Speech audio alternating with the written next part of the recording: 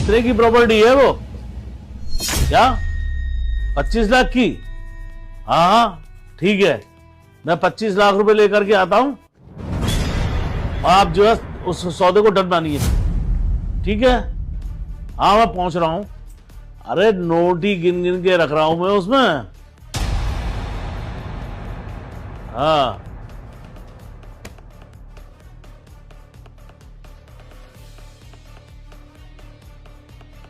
पैसे कहां गए?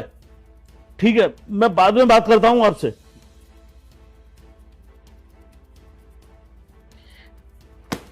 दिव्यता, अभी यहां पे बहुत सारे पैसे रखे हुए थे, वो पैसे कहां गए?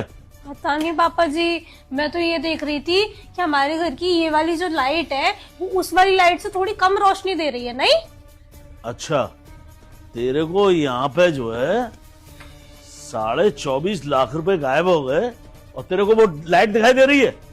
24.5 लाख हाँ गायब हो गए। गायब हो गए।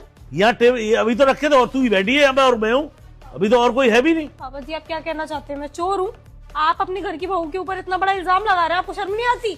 तू अभी टेबल पे पैसे रखे थे, वो क्या टेबल खा गई उसको पैसों को? पापा जी मुझे क्या पता, आपके पैसे आप किसी को हाथ तो लगाने देते नहीं है। आपने कुछ किया होगा, आप देखो ना आपने कहाँ रखे पैसे। मैं तो बस बैठी थी यहाँ पे, और अगर मैंने पैसे चुराए होते तो मेरे पास ही होते ना। 24.5 लाख में खा थोड़ी गई। अरे मैं वही तो पूछ रहा हूँ कि यहाँ टेबल खा गई या पैसे तू खा गई? अब ये पैसे गए कहाँ? ये कि मात्र 1.5 लाख रुपया मेरे उसमें रह गया है, बाकी के पैसे कहाँ गए? देखिए पापा जी, अब आप फालतू में ना कलेश वाली बातें कर रहे हैं, फिर इन्हीं बातों पे ना मैं नाराज होकर अपने भाई के चली जाती हूँ, फिर आप फोन करके बुलाते हो कि खाने पीने की दिक्कत हो रही है।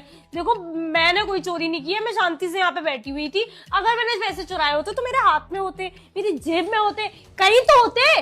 देख दिव्यता, मुझे एक जमीन के सौदे में अभी पैसे राणा जी को देकर के आने थे और उसके लिए मैं पैसे अभी बैंक से लेकर के आया था और मैंने अभी यहीं पे गिने हैं।